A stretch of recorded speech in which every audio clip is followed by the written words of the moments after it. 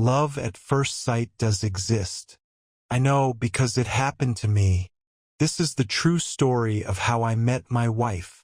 It was late June of 1987.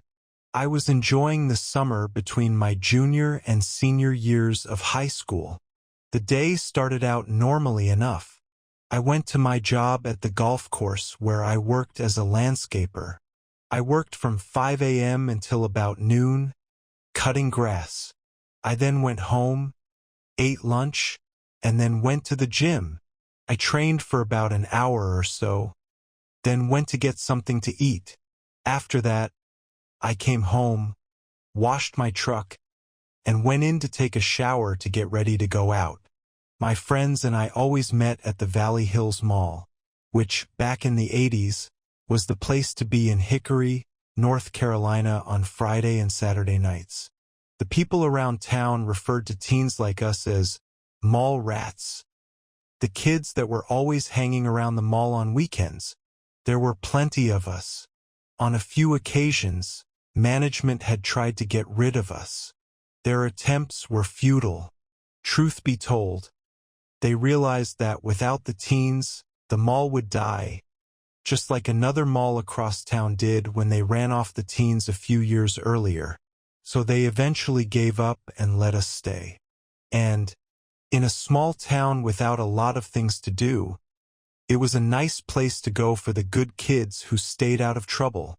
We would always meet at our favorite spot at the mall, either the video arcade or the area directly in front of it.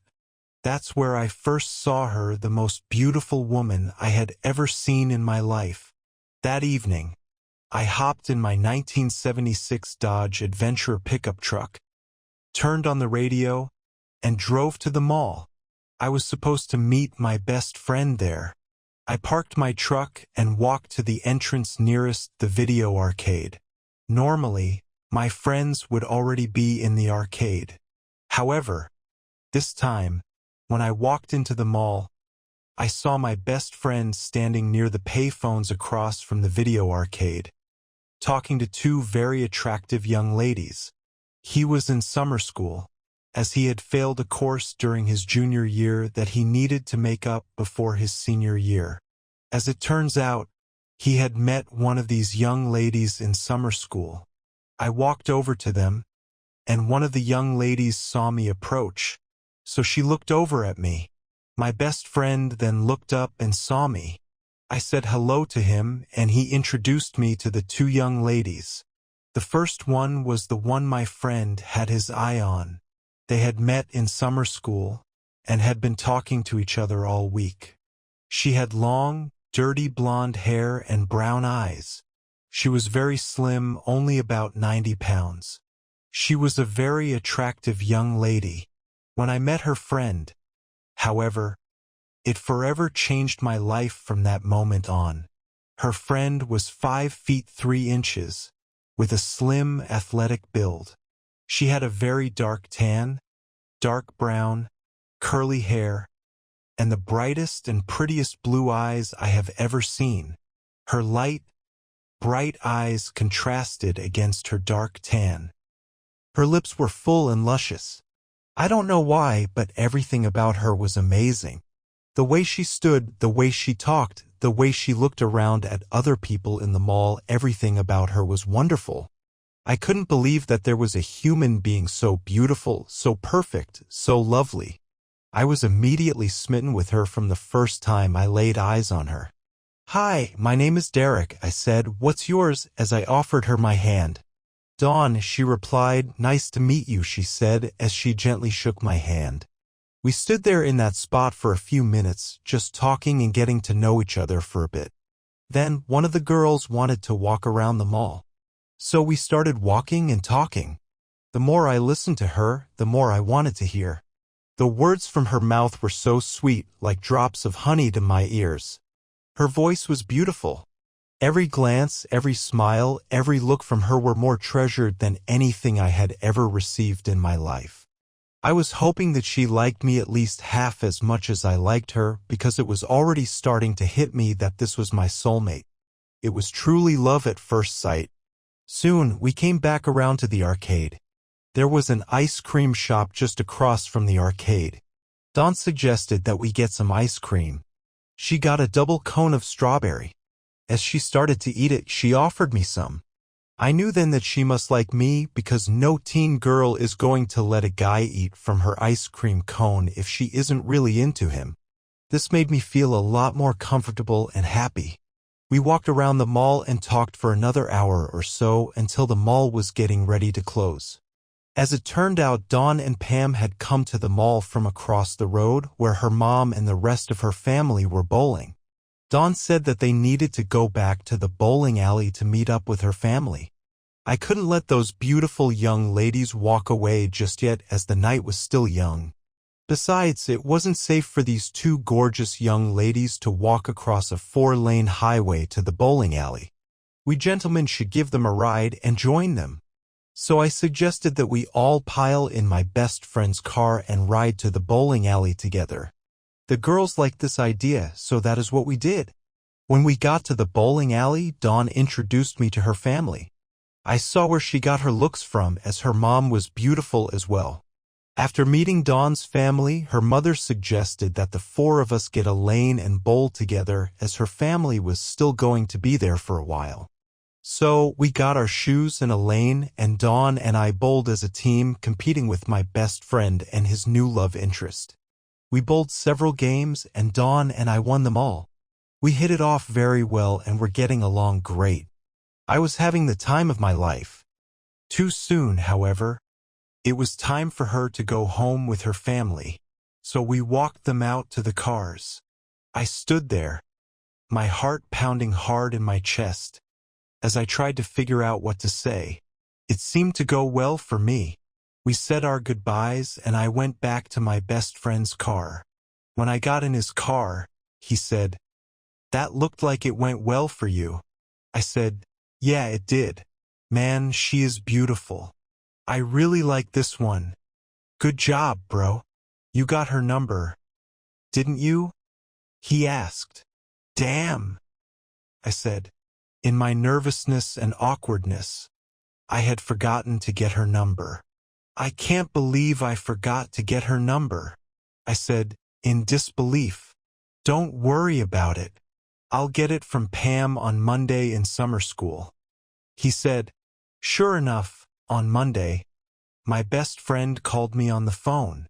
He gave me her number. I immediately called her and we started talking.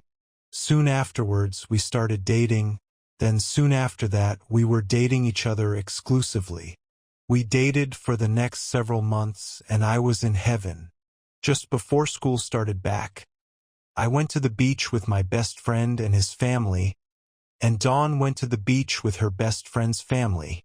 We got to spend a lot of good quality time together while we were there, and our relationship and attraction to each other grew stronger. A few months later, however, Dawn became afraid because of how serious we were becoming. She ran from me and I pursued hard. We broke up, and my entire world was shattered. Thankfully, I am a very strong person and have never been suicidal, because if I were, that would have probably put me over the edge. For the next 3 years or so, I prayed to God every night that He would help us get back together. I had no interest in dating anyone else, even though several young ladies had expressed interest in dating me. As a Christian, I had faith that my prayers would be answered, and I did not think it would be fair to any other young ladies if I were to date them while I was still in love with Dawn. Sadly, at that time, my prayers were not yet answered. A couple of years later, I had received word that Dawn had gotten married to someone else. I was devastated. For all I knew, she might stay married to this guy for the rest of her life. I might not ever get her back. What does a man do when he has lost his one and only true love? I didn't know. Reluctantly, 5 years later, I began dating again. Then, 23 years after we had first met, I had just gotten divorced, and so had Dawn. I saw her on Facebook. I sent her a friend request. In the years since I had last seen her, I had moved from North Carolina to Arizona to go to graduate school. I was all the way across the country from her. Soon, we were talking again. But this time, we were only talking as friends. Soon, however, our talks became more frequent, and our friendship began to deepen.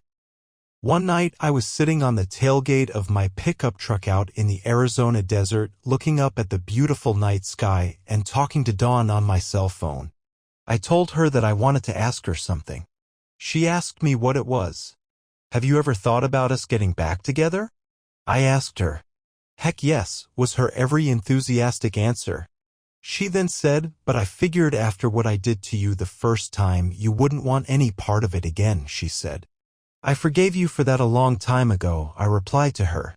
A few nights later, it was 8 p.m. in Arizona but 11 p.m. in North Carolina, and I was going into an evening seminar for work. I knew she was already in bed by then, but I sent her the following text: "I love you." The next morning, the greatest thing ever happened to me. I immediately picked up my phone as soon as I woke up. I eagerly checked my text messages. There it was, a text from Dawn. "I love you too." That made my day. Shortly afterwards, I asked her to marry me. I flew back across the country and visited her. I ran up to her in the airport and we embraced and kissed for what had to be at least 10 minutes. She drove me back to her mom's house and we surprised her brothers by my visit. Both of them had come back into town to visit their mom, but they had no idea that Dawn and I were back together. We then announced to her family that we were getting married. After this short trip back home, I went back to Arizona to settle my affairs out there and get my things before moving back to North Carolina. We were married at Myrtle Beach, South Carolina, the same beach where we had spent time together that first summer when we dated. We have been extremely happy and in love ever since, and this year was our wedding anniversary. I thank God for love and for restoring our love that was once lost. If anyone is wondering if love at first sight is a real thing, I can assure you with all certainty that it is. If you are one of those people who is still wondering, I pray that you experience it yourself and that you and your soulmate will be as happy as Dawn and I are. Please don't forget to subscribe to the channel. There are many more interesting stories ahead. Thank you.